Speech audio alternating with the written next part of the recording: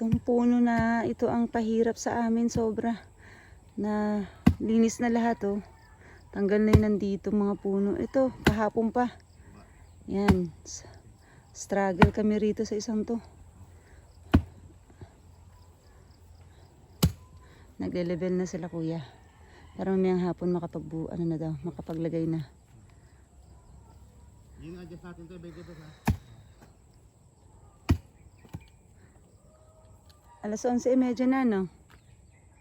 Alam ko magto-12 na eh.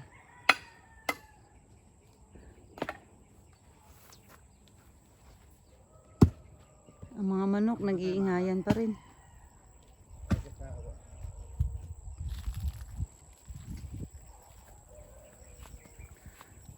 Ito oh, wala pang may-ari. Hanggang doon sa dulo. Open pa yan. Ayan, creek. Creek yan. Ito, creek. Yan. Punta na kayo dito. Bili na. PM lang ako.